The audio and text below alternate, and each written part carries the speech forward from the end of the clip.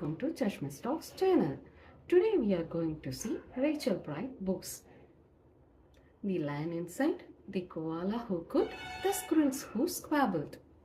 Let's see it one by one. The Lion Inside.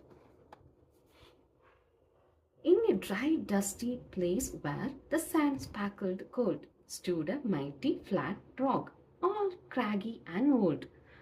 And under that rock, in a tiny full house, lived the littlest, quietest, meekest brown mouse. He was so very tiny, so incredibly small, that nobody noticed him ever at all. He got trod on and sat on and missed out for stuff, ignored and forgotten. Yes, mouse life was tough.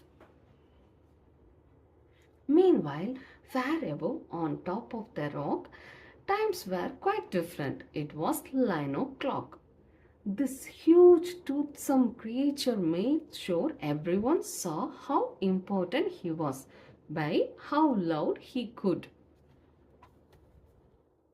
roar. He was head of the pack. He was shouty and tough.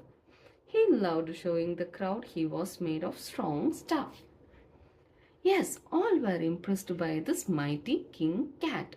If only, thought Mouse, I could be more like that. Then, late one dark night, in his Minnie Mouse bed, the cleverest thought popped into his head. He jumped from the covers and held up a paw. I have got it, he said. What I need is a roar. I mean, what if this mouse with the weeniest squeak was a little more and a little less meek? Well, he had still be the smallest of fussy brown mice, but he had make friends and join in, and life would be nice. Yes, thought the mouse, I must find out how. I will learn how to roar and I will learn it now. But gulp, oh my gosh, there was only one beast who could teach him this thing, but might make him a feast. It was time to be strong, take a chance. After all, forever was such a long time to feel small.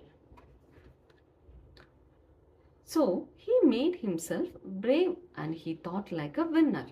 He set off for the top, hoping not to be dinner. It felt like the scariest thing he could do. But if you want things to change, you first have to change you. The further he climbed, the closer he got to the slumbering lion reclining on top. Then, at last, as he stood on his tippity toes, he found himself suddenly nose to nose. God, pardon me. Wake up, Mr. Lion. You have got company. Squeak. Mr. Lion, what I have come to you for is squeak. Do you think you could teach me your roar? A silence befell that twinkling plain. Lion opened his eyes and puffed out his mane. Time slowed right down. Why? It felt like a week. Then he opened his mouth and let out an eek. The lion was shaking, his paws all a fumble. He was baking away with a scrambling tumble. Don't hurt me, he whimpered. Oh, tried to be nice. Well, my goodness, this lion was frightened of mice. Don't worry, Mouse peeped. I am a friend, not a foe. Let's rock this together. We will have fun, don't you know? That was a magical moment for sure. When Mouse didn't feel at all small anymore, he had found his true voice and learned to speak out. And for that, you don't need to roar or to shout. And from that day and always, the two were a pair. They both liked that rock better. Now that rock was to share. The mouse, while still little, felt big in his head. And Lion, he still rode, but with laughter instead. Ha ha ha. Yes, that day they both learned that no matter your size, we all have a mouse and a lion inside. Wow, that's a beautiful book.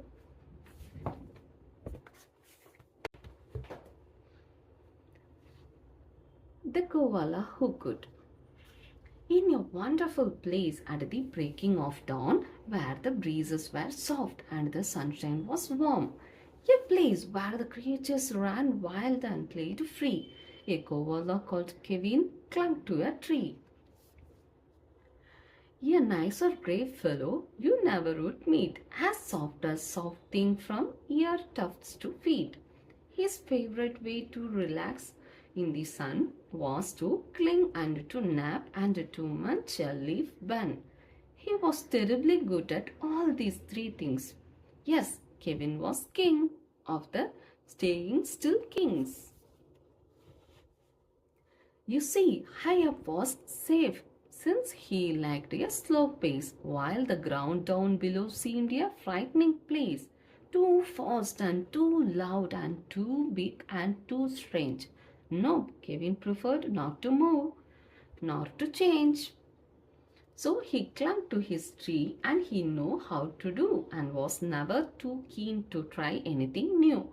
So when Wombat stopped by and shouted one day, "Hey Kevin, why don't you come down here and play?" I think, he replied, "I should stay on my plant. I'm busy right now." "No, I'm sorry I can't." "Why not?" cried the Rose, who liked the idea. "Yes, why?" called the Dingoes. "You have nothing to fear." But Kevin, who was not the do things quick shot, said, "I have clinging to do. But thanks for the thought." As Kevin sat watching them chatter and share, a part of him wished he could join in down there. But he knew he'd miss his home in the dark and be late. The whole thing was risky. Adventure could wait.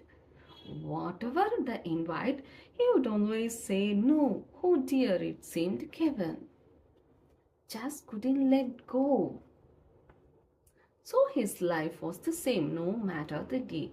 The weeks came and went, and the months rolled away, and Kevin stayed still while the world moved round, until he awoke to a worrying sound. Tap, tap, tap, tap. The sound went well. This was a blow. Tappy, tappy, tap, tap, tap, tap. Oh no! Cling! The crowd called that had gathered below. "Leap and we will catch you. Just let yourself go." But Kevin was scared. "Let go? No, I shan't. I won't," clung on Kevin. "Oh dear, I just can't." Oh, down came the tree with a cracking and pinging. Crash and a wallop with Kevin still clinging. Kevin, he carefully opened one eye and looked up at the love staring down from the sky. Then, one claw by one claw, he slowly unclung. He felt springy and light and happy and young. The worst he could think of had now come to pass, and he was just fine. Why? He felt quite first class. So when Wombat held out a most welcoming paw, Kevin, he didn't hold back anymore. When Dingo asked, "Now will you come out to play?" the crowd all joined in with a "What do you say?" And even though this was not part of his plan, Kevin replied, "Yes, I think that I can." And Kevin from then on was always can do. Because life can be great when you try something new. Beautiful book.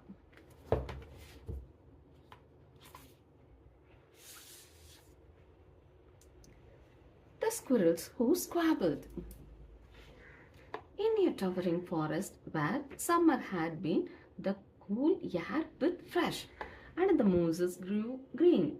And as autumn edged in and sky reached red, The sleepiest creatures got ready for bed, while up in a tree swung a flighty young squirrel who everyone knew as Spontaneous Cyril. Now, most foresty folk had seen to their needs. Though the plentiful months of mushrooms and seeds, they built up their stores so they would all be well fed through the frosting of winter that glittering had. But Cyril, he lived in the now and the here, advanced and potted his way through the year. So his cupboard was empty, his hollow was bare, he had not a mouthful of food anywhere. But wait, what was that? Over there, take a look. A single lone pine cone, which Rini knew. He squealed with delight, and for very good reason, for inside were the very lost nuts of the season. But Cyril was not alone. There were more hungry eyes. Yes, plan ahead Bruce had his sight on the prize. Though he had gathered a mountain of bounty hard fought, Bruce was convinced he was one pine cone short.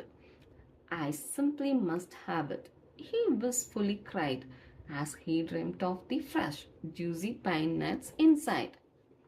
So as Cyril set off on his way to the ground, Bruce, he was also lost pine cone bound. They sprinted and scurried with no time to gamble. They scratched at the bark in their scampering scramble, but their panic and haste shook the tips of the spruce, and the pine cone in trembled, and then it came loose.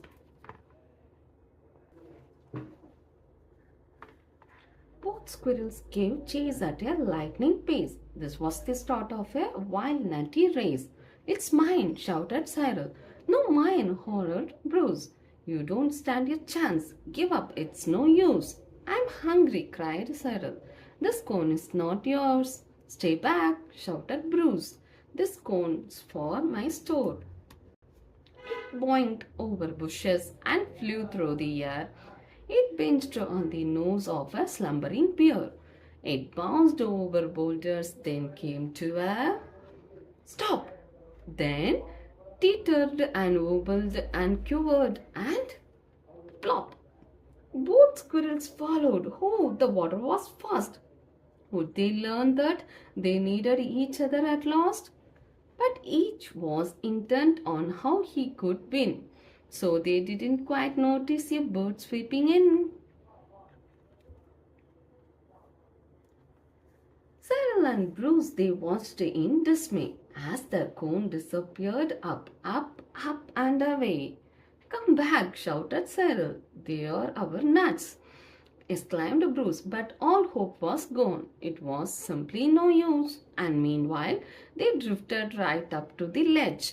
Greed, it was driving them over the edge. Cyril and Bruce, they had taken a fall. They were paying the price for wanting it all. They had squandered their chances to team up and share. Would their nutty young hopes simply end in despair? Bruised and bedraggled, they swept past dry land. Cyril grabbed at a branch with a trembling hand. Catching Bruce with the other, he heaved and he huffed and dragged him to safety with panting and puffs. They stared at the sky, quite lost in deep thought, until Bruce looked up Cyril and let out a snort. How silly we are, he proclaimed, all a giggle. How greedy I have been, spluttered Bruce with a giggle. We shall change from today. We shall change from today. May the squabbling cease. We should celebrate, seeing we are both in one piece. From the day and forward, they made a great pair. They would gather together and found they could share. Yes, Cyril and Bruce, they know in the end. The best thing to share is a laugh with your friend. Wow, this is also a wonderful book. I hope you all like this book. Please subscribe to Chashma Talks channel. I will see you in my next video. Bye bye.